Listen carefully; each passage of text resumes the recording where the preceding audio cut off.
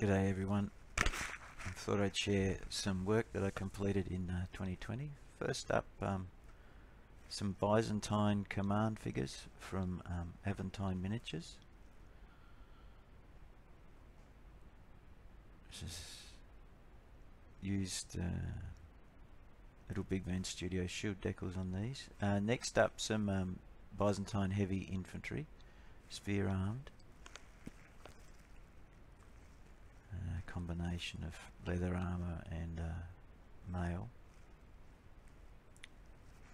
Again, Little Big Man Studio shield decals. Yeah, these are really nice, these Aventine Miniatures. I can highly recommend them. Leadbear's Tufts is what I use on the bases. They're my go-to. And these are Anglo Saxons. Now there's quite a lot of them. They're all from Footsore Miniatures.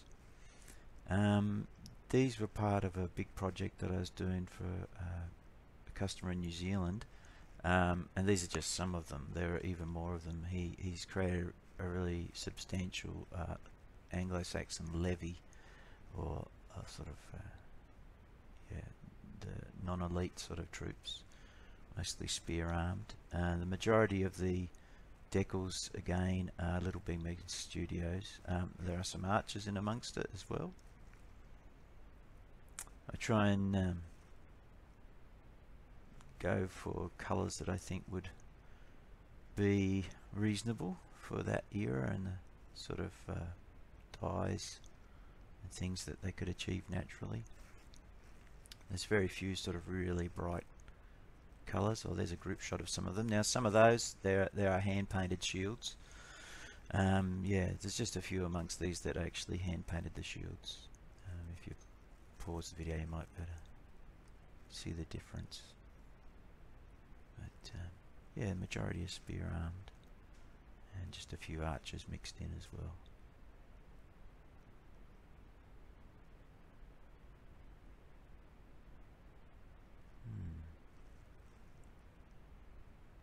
So yeah, not a lot I can say about them. Here we are. Here's King Alfred. Really enjoyed painting this one with his Draco bearer. Yeah, it might not make sense that his cloak's going one way and the Draco's not blowing in the same direction, but it's more a matter of how things fit on the base and what seemed appropriate to me visually as I put it all together. I've tried to sort of have the colours coordinate quite well in that, with the blues and the yellows. We're back to the levy types again. I try and blend my shields in to the rims using Vallejo flat earth, and then applying sometimes some extra sort of shading using Reaper brown liner paint to the bottom half of the shield, just to weather it further and bed it in. And they all get the double coat of like an ultra matte sort of brush on varnish, because otherwise if you don't do that, you're going to get shiny shields and you're going to get shrinkage eventually, and this just helps mitigate any shrinkage of the decals. Here's some brighter colours, slightly brighter, but certainly quite plausible for that era. They could achieve oranges and yellows and different types of blues as well. That green hood's probably one of the brighter ones I've done, but still not too over the top. There we go.